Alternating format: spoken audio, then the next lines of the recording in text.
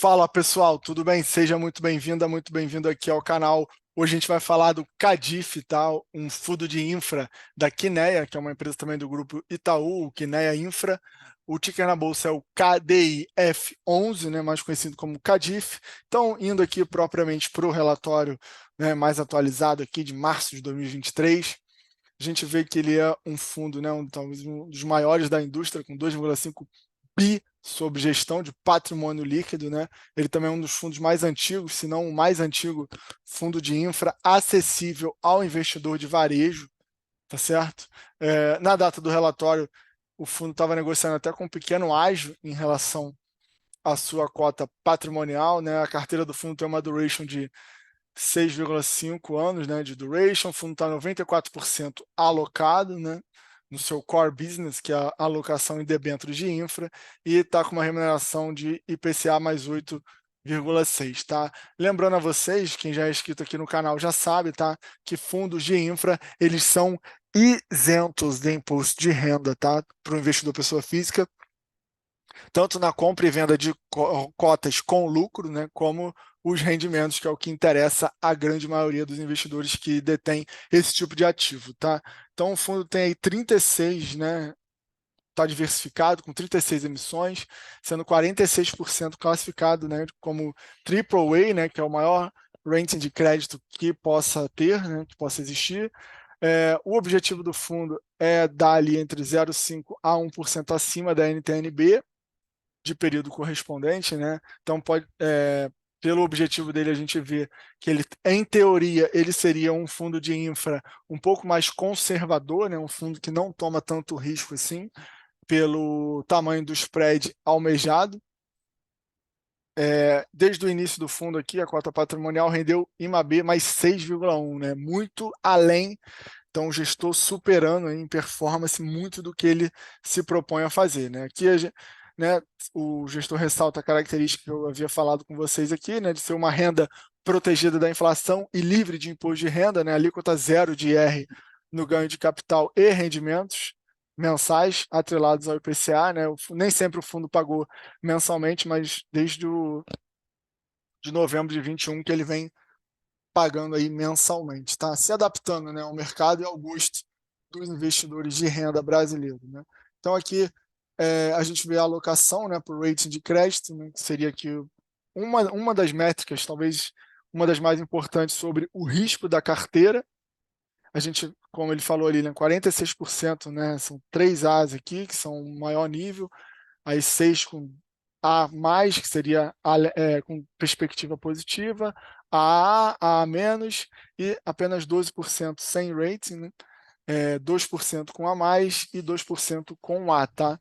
Aqui, quanto mais A tiver, melhor, e esse mais aqui significa que tem uma perspectiva positiva, segundo a classificação das agências de crédito, tá? Então aqui está um resumo aqui, né, do desempenho do fundo. O fundo pagou, tá, no dia 10 de abril, né, março, o relatório é de março, né, mas se fundo, a data de pagamento, né, no dia 10 de abril de 2023, 1,45 centavos por cota, tá? Desde dezembro de 21, o Cadif passou a pagar rendimentos mensais, e o que eu acho bacana também é que eles fazem questão de explicar aqui quanto dessa performance está atribuída aos juros e quanto está a inflação. Então a gente vê que são 68 centavos por cota, que são referentes aos juros reais dos ativos, e 77 que são referentes à correção monetária e outros ajustes. Então a gente vê que a maior parte é o pagamento decorrente do próprio IPCA, né, que tende a ser um pouco variável, né? Não é de se espantar que haja variação no pagamento dessas cotas, tá? Que é um pouco diferente, né, dos fundos imobiliários de tijolo, por exemplo, tá? Quanto ao desempenho do fundo, né, a cota patrimonial teve um desempenho um pouco menor esse mês em relação ao IMAB, que é o seu benchmark, tá? Aqui o gestor faz algumas ponderações aqui do mercado de crédito, né? Cita o evento da Light, das lojas americanas, que puxaram, né, os prêmios para cima, e isso afeta um pouco o valor da cota patrimonial. no final de fevereiro, né, a média ponderada do retorno dos ativos do CADIF, né, considerando a cota patrimonial, seria de 7,31 mais IPCA, né, isso líquido para o investidor, né, descontado aí as despesas do fundo. Cenário macro, né, de renda fixa, o gestor fala também dos juros dos Estados Unidos, aqui no Brasil e tal, perspectivas de queda ou não da Selic, a gente não vai abordar essa questão macro, e em relação propriamente ao fundo e novos investimentos, o gestor informa aqui que as debêntures primárias, né, diminuíram e a gente está num ambiente aí de juros reais historicamente elevado e com prêmios de crédito em elevação, tá? Então, há uma forte queda no número de novas emissões, né, desse ano, por conta de todo o cenário, porém, o gestor realizou um investimento novo em fevereiro, né, que é a concessionária Via Rio, e dá a entender aqui que vai fazer outro no mês de abril, né, mês corrente de abril, tá certo? Então aqui a gente chega, né, a carteira de ativos do fundo, né, o fundo está 94% alocado, tá? Deixa eu até aumentar mais aqui. O fundo está 94% alocado em debêntures, né, que estão pagando aí PCA mais 8,58, e o fundo também tem 6% em títulos públicos, né, em IPCA também, na curva mais curta. O fundo ele não deixa aí o seu caixa no Tesouro Selic, e sim no IPCA. E aqui a gente tem, né, todos os ativos que compõem o fundo, né, são muitos aqui, fica inviável a gente detalhar cada um deles, mas eu marquei aqui algumas informações em ordem de grandeza que eu achei importante, né? Primeiro são os principais investimentos, né? A maior concentração aí, 10% do PL no Tropicália Transmissora, né? Aquela nota de crédito que a gente tinha visto aqui, Moody, né? AAA, então 7% também em outra transmissora da Taesa, também AAA, 9% aqui desse Hélio Valgas Solar, que não tem rent, 9% do PL, BKR Ambiental, né, empresa de saneamento lá de Maceió, 8% do PL, também em classificação Double A, com perspectiva negativa, e por fim aqui com 6%, outra transmissora também, a gente vai ver a diversificação setorial do fundo já já, e com rent também AAA, tá? Então tá aqui todos os ativos do fundo, que eu queria chamar a atenção aqui, eles colocam, né, o percentual desses ativos que pertencem, né, à Quineia. Então, né, são ativos que o gestor não hesita em ter 100% deles, né, vários desses ativos aqui, o gestor adquiriu aí 100% da dívida, e um pouco diferente, talvez, de alguns outros fundos de infraestrutura, tá certo? Então, aqui a gente chega na alocação, né, como a gente já falou, 94% debênture, 6% título público, a distribuição setorial aqui, transmissão corresponde à maior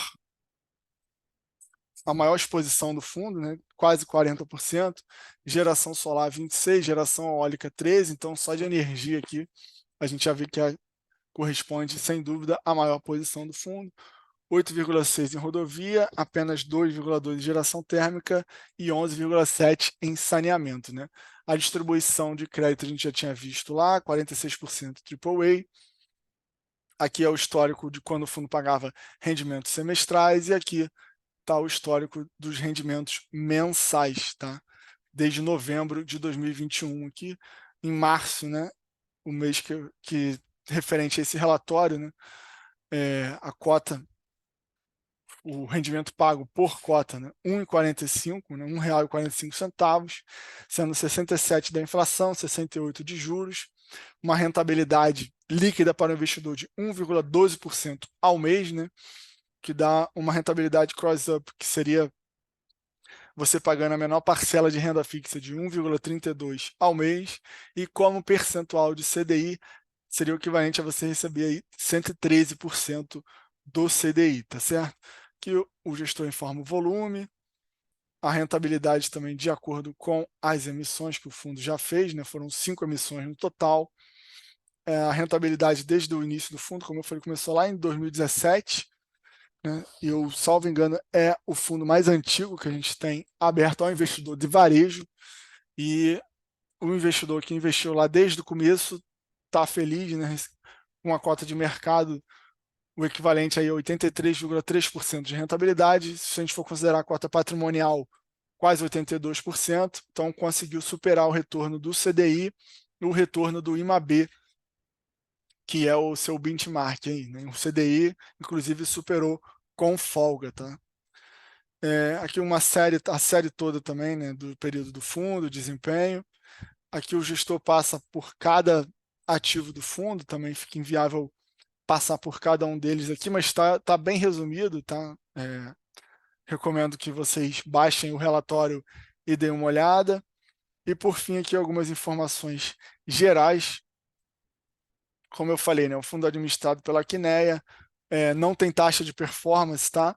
A taxa de administração e custódia é 1,11% ao ano, é destinado ao público geral, não precisa ser investidor qualificado, o fundo já conta com mais de 18 mil investidores, né, mais de 18 mil cotistas, um fundo que tem um patrimônio grande de 2,5 bi, e o administrador Intrag, DTVM LTDA.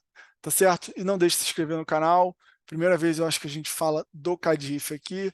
Vamos passar também a falar mais dele, e conforme eles forem soltando relatórios, fatos relevantes, a gente grava mais vídeos. Valeu? Não deixe de se inscrever no canal. Vamos chegar a pelo menos 1.000 aqui inscritos.